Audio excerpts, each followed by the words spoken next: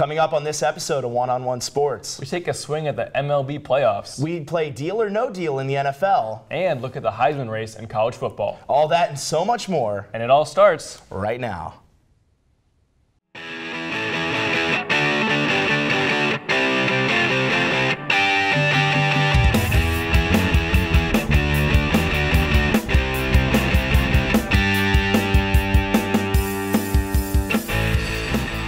Hello and welcome to One-on-One Sports. I'm Andrew Vandellis. And I'm Matt. Another great week for sports, and we have a lot to talk about, so let's kick things off with the quick hitters. WNBA has long been overlooked, but recently we've seen growing interest and coverage surrounding the league. Obviously, the WNBA is not at the same popularity level of the NBA, but it seems to be at an all-time high in terms of coverage and popularity.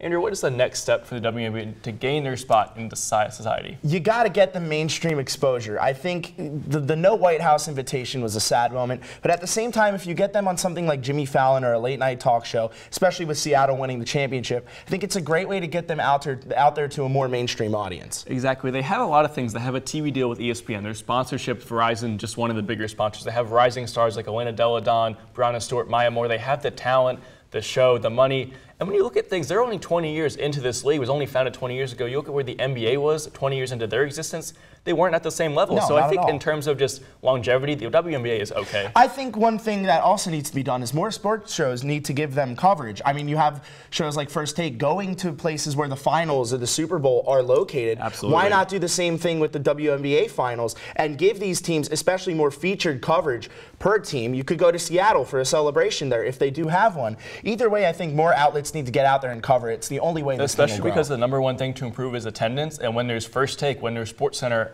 on location at a stadium, that obviously improves attendance. Exactly. So only onward and upward for the WNBA. Absolutely. It seems. Angels center fielder Mike Trout is regarded as the best baseball player in the game today. This past week, news surfaced that the Angels are interested in offering Trout a lifetime contract to stay in LA. Matt, do you think that this is a wise decision by the Angels, and should Mike Trout take it? This question is not about Mike Trout, and here's why. You think it's about the Angels? Yes, Mike Trout should be an Angel for life. That's fine, but Yes. they can't overpay him, and here's why. As of right now, they're paying 4 players not named Mike Trout over $10 million. Andrelton Simmons, Zach Cozart, Justin Upton, Albert Pujols. That's not a very good cast of players who support Mike Trout. Now, yes, Shohei Ohtani is currently on a rookie minimum contract, which is great for the next 6 years. Once he gets that $200 million that he's worth, they might be out of money if they paid Mike Trout too much. Yeah, but the Angels need him, and it may compromise bringing in big free agent names. Obviously, you mentioned Ohtani has to be paid, and that's going to be a lot of money divvied up between them. But when you have a guy who's hitting 33 home runs at the time of this filming, near 70 RBIs, and leads the league in 4 different categories, he is definitely an asset, not only to the Angels, but to anyone else who might be on the hunt for him. Exactly, but like I said, and we saw this over and over again when people were talking about Mike Trout, Mike Trout is not a one-man team. Baseball is not a one-person sport. As good as Mike Trout is, he needs help. The pitching staff is not great. The offense is not great, aside from Ohtani, who's doing great this year, and Mike Trout. So he needs players, and they need money. But where I see the reservations is that Trout even said himself he wants to wait till the next offseason to discuss anything. So it looks like the Angels are going to have a lot of waiting. They tried to stretch his contract into a lifetime contract. Last time they talked about it, it fell apart for good reason, because he's only 27. He has plenty of time. I think he'll get the lifetime contract eventually. Definitely. Two-time Pro Bowler Vontae Davis signed a 1-year, $5 million contract with the Buffalo Bills this offseason. But just 2 games in, he called it quits and retired from the NFL. Mid-game on Sunday against the LA Chargers. Andrew, what does this say about Davis and also about the Bills franchise moving forward this year? The Bills are imploding right now, and this is just a part of a long list of things going wrong for Buffalo right now. You have the quarterback situation between Peterman and Josh Allen. You have the secondary falling apart. Well, now they only have really like Tre'Davious White as their star cornerback in the secondary. And speaking for Davis himself, this is one word: pathetic. You're going to walk away from $5 million just because you just want to call it quits because you see no future for this team. I think it's unprofessional and definitely something that gives a bad look not only on Davis but the Bills franchise itself. It concerns me. You mentioned, walking away in the middle of a game. Obviously, that's bad. I think it sheds a bad light on the Bills and on his teammates. But you look at this, he's 30, right? A couple years removed from being a Pro Bowler in Indianapolis. What happened? I don't know. Happens He went in to the Miami, middle of the game? I think. And what happens in the middle of a game that he says, I can't do this anymore? What has possibly happened against the Chargers of all teams? Obviously, they're getting pummeled by the Chargers in this. 31-20, I think, was the score. But at the same time, you just don't just abandon a team at halftime. That's just not what you do. At least ride out the game, ride out like your contract at least. $5 million is a lot of money to walk away from. Yeah, the Bills players they talked to after the game were upset. They were confused. They didn't understand. He was gone out of the parking lot by the time the game ended. Yeah, no trace to be found at all, and I just think it's very unprofessional. It's confusing and it's sad. Hopefully Vontae Davis gets over this and maybe makes a return. Who knows? Over the past 18 years, the Knicks have been the laughingstock of the NBA. They've had a habit of throwing money at players well past their prime, such as Amare Stoudemire and most notably center Joakim Noah. Recent news says that the Knicks are hoping to dump Noah either in a trade or through the stretch proposition before the training camp. Matt, should the Knicks get rid of him or stretch him to the summer to see if they have any chance of a good deal? I'm going to answer that with one number, 7. That's how many games Joakim Noah played this past season. A combination of shoulder surgery and a drug suspension meant he barely played off the bench. And it's sad because he's an all-star. He was at one point a defensive player of the year, and now he's regressed to someone who barely came off the bench for a Knicks team that was per game, below I think, 500. Too. Exactly, yeah. And definitely, like, expectations say he's going to be out before training camp anyway, but the rumor mill's running wild. But $33 million on his contract left for 2 years is a lot to ask from any team in the world. He's a solid passer and defender, but in a league where that's not really the priority for teams anymore, who's going to want him, you know? Exactly. His shooting ability is well below par for essentially what is average for centers now, which is pretty decent shooting. We look at players like Karl Anthony Towns, who's a good shooter. Joakim Noah is just not going to produce at the level he used to. He's not worth the money they're paying him. My thing is, if you keep him on the Knicks, what value is he going to bring? Exactly. At the minutes per game he played last year, he did essentially nothing. He's going to do the same this year if he stays with them. Exactly. Well, that's all the time we have for the quick hitters. When we come back, I'll be taking a swing at the MLB postseason.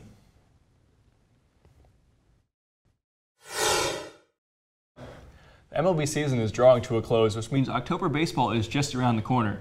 I'm joined at the desk by Evan Piercy and Jude Drentry, who are going to spend some time breaking down the best time of the year. So, guys, playoff baseball, wonderful time. First question for you, Evan, is give me your most surprising playoff team. The most surprising team for me is kind of a little bit of shocker, is the Boston Red Sox, and here's why. So, if I told you that the Red Sox would be 103-47 and have 11.5 game lead over the Yankees, would you believe me? In the beginning of the year, I would not have believed you, but exactly. that doesn't. Exactly, they're surprising the way they've just dominated every single game this year since they started 18-2. I know. I'll give you that they are surprisingly dominant, but if you win your division the year before, you're not a surprising playoff team. A team that lost their division came in last in the AL West last year, 26 games behind the defending world champions now in the Houston Astros and the Oakland A's. And flipping from a 75-win team, not that big of a difference. 75 wins, still a pretty decent season. You're right under 500. You're in the middle of the class or whatever. But to go to 90 wins and be competing with the Astros on and off again, making late pushes and hot playoff starts and hot runs with like 17 wins in like 20 games out of a team that won 75 and so young and not expected to be there. Last to second. Both the teams are impressive. Boston won the AL East easily. Oakland, though, just about all but clinched that wild card spot. So let's move on. Give me your matchup you're most looking forward to, Jim. I'm looking forward to the Braves versus the Cubs. The Braves versus the Cubs. I'm calling it the Braves revival versus the Cubs redemption. Because the last time the Cubs won the World Series before the 2016 World Series, they went back-to-back. And everybody was like, oh, we're going to do that again. And then they lose to the Dodgers. And they can't really, they want to get back there. So if they get back to the NLCS to face this young Braves team who's not supposed to even be in the playoffs, they weren't supposed to be in the running. They were the Nationals were supposed to run away with the division. The Nationals were supposed to run away. The Braves were in contention to get a wild card spot. Yeah, but they still weren't supposed to be where they are today. I remember last year whenever we brought this up, everybody laughed at me that they said that the Braves and the A's would be in the playoffs this year. And look where both of them are. They're both in contention. They both could possibly be contenders in the playoffs. If you're in there, it's October baseball. You never know what's going to happen. Yeah, but like, I mean, going back to the A's, like the A's are in a really weak division in the AL West. Last year, the Houston Astros ran away, but this year it's been closer. Going with the Braves, like the Nationals have never had like absurd dominance over the East, and this year they haven't had it because the Braves have been there. Okay, but what I'm talking about, the Braves, Cubs. Braves are certainly surprising. Yeah. Braves, Cubs, obviously. Definitely interesting matchup. Evan, give me your matchup you're looking forward to. I have to go Astros versus the Red Sox. And we saw last weekend Houston come in and take 2 out of 3 from the Red Sox in Fenway Park, which is very hard to do. I don't see a National League team winning the World Series. I don't even think it's going to be close. So honestly, that series, if it's the American League Championship Series, that team's the World Series. Seems like Red Sox are definitely got a big target on their back coming into the playoffs. All right. Last question. Give me your World Series champion right now. World Series champion. I said it last year. I'm saying it again. Houston Astros. Better pitching beats better hitting. Repeat. They have Justin Verlander, Garrett Cole, the addition, Dallas Keuchel can still be dominant. Charlie Morton, and then Lance McCullers Jr. out of the bullpen. They have the second fewest strikeouts as a team, which is where the Red Sox starting pitching gets you. And then they have the lowest team ERA. I can give you the Astros getting there, but I also don't think that if they can, I think they can get there, but I don't think they have the run in them this year. I think that if the A's can get out of the wild card, if they can get out of the wild card and beat the Yankees, they're going to catch fire, and they can be one of the hottest teams in all of baseball. I can see the A's beating the Yankees. Honestly, I can see that happening. I don't see the A's taking 4 games from the Boston Red Sox or the Houston Astros. Okay, Red Sox certainly look like the favorite, but undoubtedly a lot of exciting playoff baseball coming up. A lot to look forward to, but that's all we have from the Diamond. I'm going to step away. When we come back, Andrew will be playing Real Deal or No Deal with NFL teams.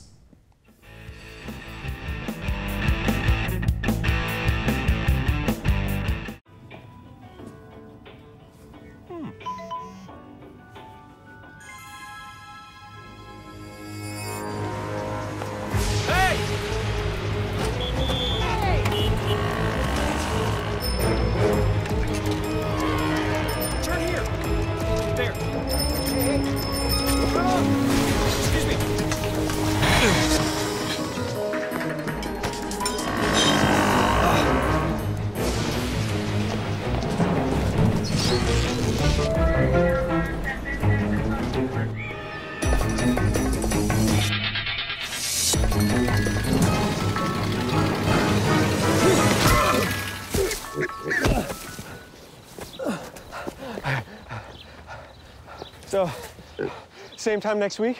Well, of course. Put away a few bucks, feel like $1 million. For free tips to help you save, go to Feed the Pig. The next 30 seconds can save you a lot of money. Just do your laundry in cold and stick to full loads. Auto-sleep your computers. Plug your gadgets in a power strip and switch it off when you're done. Headed out? Turn back your thermostat by 10 degrees. And drive sensibly. The more energy you save, the more money you save. Find other great tips at energysaver.gov. You sure you don't want some? It's chamomile. Listen, you are extremely terrifying. Just the scariest undead subhuman thing on TV, and I really mean that. But I am worried that you could give my kids nightmares if they see you, so I'm gonna have to block you. So that's it. Oh, and tell the zombies they're blocked too.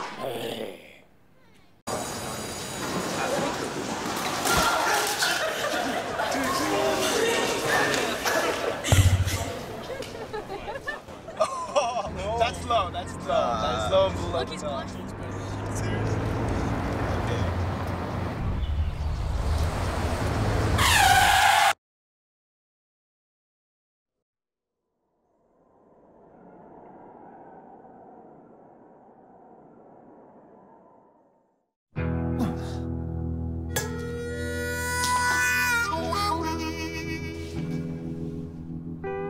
Get caught buzzed driving, and you could do some hard time.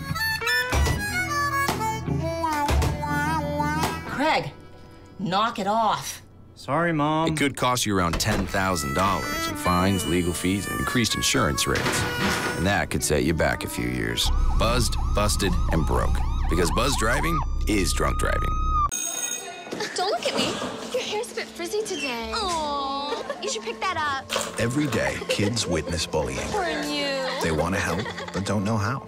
Teach your kids how to be more than a bystander. Visit stopbullying.gov. Good job.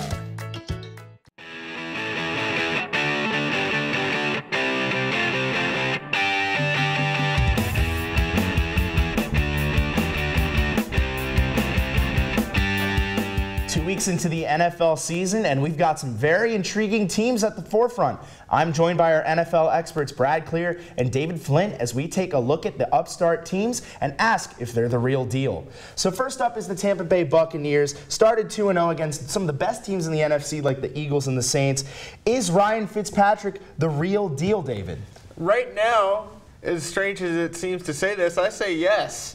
And part of that reasoning is the great wide receiving core he has. He has Deshaun Jackson, who everybody knows what he can do. He's got O.J. Howard at tight end, young guy still in development, but doing what he has to do. And don't forget about Mike Evans either. Yeah, Mike Evans is just a beast. He's 6'5", and despite their best efforts, corners can't cover him. Let's not just stick to their offense. In the draft, they selected Vita Vea. They have Gerald McCoy. They acquired Jason Pierre-Paul. They acquired Vinnie Curry. They loaded up on their defense. They're enjoying a nice healthy dose of Fitzmagic right now. Will Jameis Winston get this job back after he comes back week 4 or 5? I don't know. Will Fitzpatrick keep this up? At the moment, you have no reason to believe he won't, but is it sustainable for a whole season? Probably not. I mean, but nonetheless, it'll be very exciting to see where he can take them. 800 yards in 2 weeks is not a bad thing at all. For a guy of his age, I mean, to be putting up that kind of number, that's impressive. It's magical. Definitely. So we'll move on to the Chiefs. Under Patrick Mahomes, he's the first quarterback with 10 touchdowns in 2 games and the youngest to throw in 6 touchdowns in a game. Brad, can the Chiefs keep it up? Absolutely. I think the Chiefs at this point have to be the second best team in the AFC. You have Patrick Mahomes, who before this season was a nice concept of wonderful quarterback attributes. Now he has all those attributes and is also a touchdown machine. Let's look at the weapons surrounding him. Travis Kelce's at worst the 3rd best tight end in the league. Tyreek Hill is a monster downfield threat. Kareem Hunt was an all-pro running back last year. Their defense, solid. Not great, solid. But Patrick Mahomes right now, velocity, arm strength, athleticism, size, poise, can move in the pocket. Every attribute you can want, and he throws touchdowns. They're absolutely for real. Yeah, and you mentioned Tyreek Hill, and not only is he an offensive weapon, he's a bit of a Swiss Army knife of sorts. He can do punt returns, kick returns, whatever you need him to do, really. And when you have that kind of a weapon and are able to use him anywhere, that just helps out the offense. Yeah, they're nearly unstoppable. But lastly, we'll move to the Houston Texans. Expected to make a huge start, but they're starting 0-2. Are they still a favorite in the playoffs, Brad, or will the division slip away from them? I think at this point, I want to say that it's too early to tell. I think what we need to see is how Deshaun Watson continues to play the rest of the season. Right now, I think he has a lot of rust. He has only played in, what, half a season in the NFL? 7 games maybe before the season? He has not played before these last 2 weeks in pretty much almost a year. This guy, if we have to see how he is in 4 weeks, 5 weeks. If he is at that level that he was last year, then they'll be fine. If he's still at this level, I don't know. Definitely. Well, that's all the time we have for the NFL, but stay tuned as we take a look at some of the best players in college football right after this. It may be early in the 2018 college football season, but some names are starting to catch fire in the discussion for college football's highest individual honor, the Heisman Trophy. Names like Tua Tagovailoa, Will Grier, and Kyler Murray seem to have taken the title of frontrunners. I'm here with Emmanuel Tobe and Josh Toback to discuss the year's contenders or pretenders for Heisman Trophy. So guys, first up, Tua Tagovailoa. Emmanuel, is he a contender or a pretender? Oh, definitely a contender. I mean, if you look at the work that he's done on the field for someone, for the amount that he actually hasn't been on the field, you cannot help but say that he's a contender. I mean, look at what he did last game against Ole Miss, 11 for 15, 75% completion rate, 2 touchdowns, almost 200 yards. And he only played halfway through the second quarter. I mean, look at the work that he's done. Just wait until they start putting him, wait till he starts playing full games and stuff like that. Oh, he's going to go off. Here's my thing with him, though. He's had easy opponents. He's sharing the ball with Jalen Hurts. And he doesn't have the best stats compared. I mean, yes, you just said he, got benched or got put, the game was over by the point he got put away.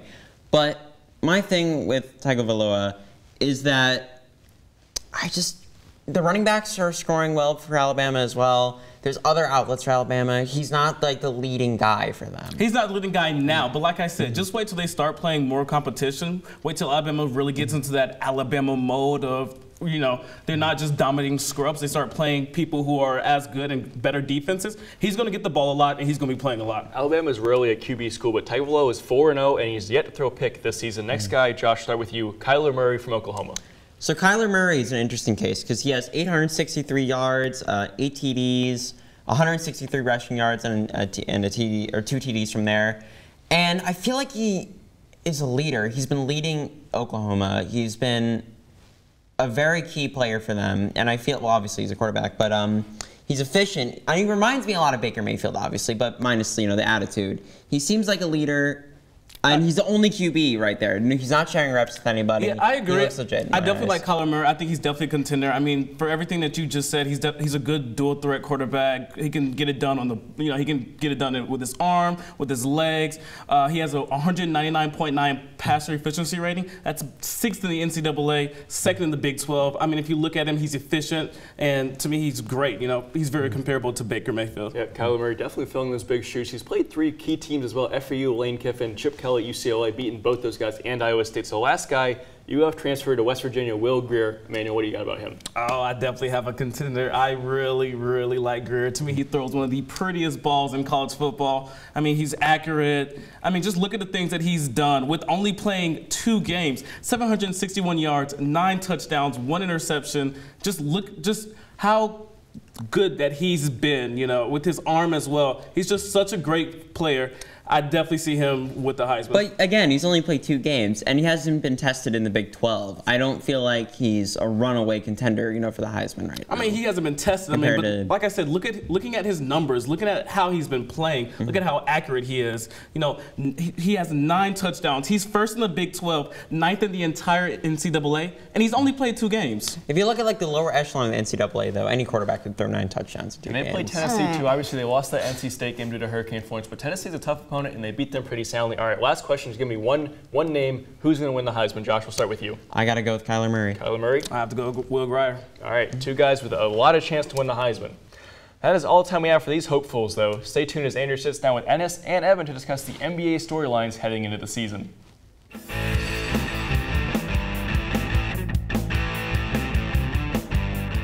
Take a look under your bed. Find stuff under there?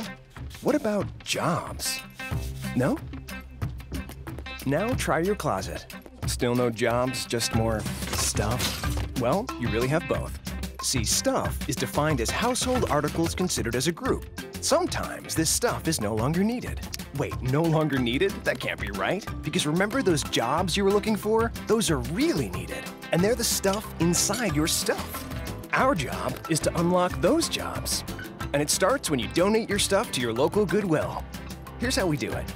When you donate to Goodwill, we sell your stuff to provide job training for people right here in your community. So just by teaming up with Goodwill, you help create jobs. And isn't that worth parting with the leftover keytar from your 80s cover band? Goodwill. Donate stuff, create jobs.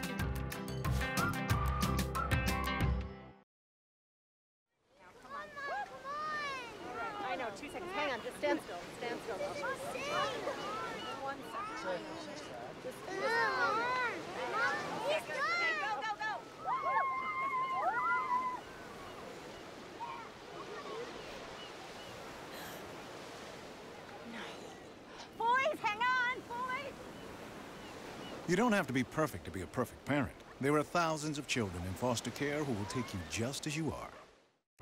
Here's your check.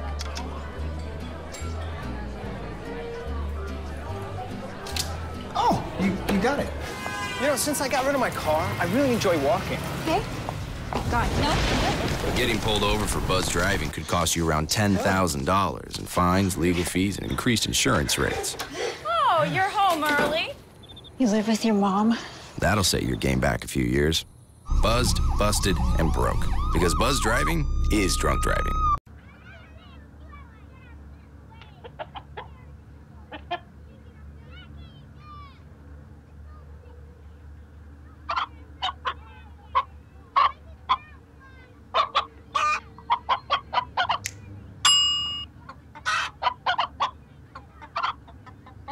Separate raw meats from other foods by using different cutting boards. 3,000 Americans will die from food poisoning this year. Keep your family safer. Check your steps at foodsafety.gov.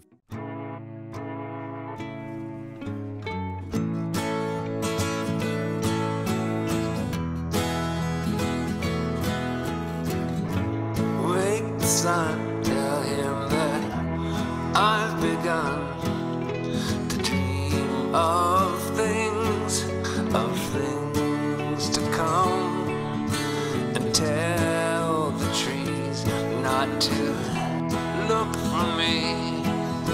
I'm going to find some peace of mind.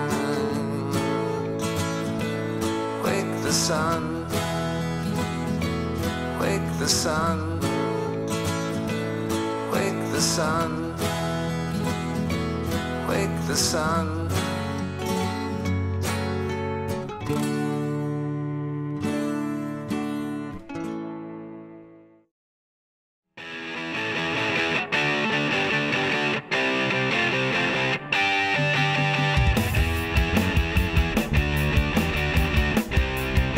The NBA offseason is close to ending, so I'm joined at the desk by Anna Swarlick and Evan Ebenstein to discuss the biggest stories going into the upcoming season. It's been reported by many that Jimmy Butler's at odds with Timberwolves management and is meeting with them to discuss his future this week. Annis, what is the reason for this rift, and what can the Wolves do to fix this? Well, first of all, I want to say that the Wolves gave a valiant effort in trying to put a competitive team on the floor. I think the Wolves obviously had a successful season for the Wolves. Now, obviously, didn't really come to what they wanted it to. Still lost to Houston 4-1. I think this just comes down to just not really building a really strong contending team. If you would I don't know about that. They have some talent there. I'm not a big Wiggins fan, but Jimmy Butler is a two-way star in this league, and then Karl Anthony Towns is, yes, he's young still. He's not really great on the defensive end, but they have a very good competitive team out there. Very good, very good. I mean, in the West. Very good for the NBA, yes.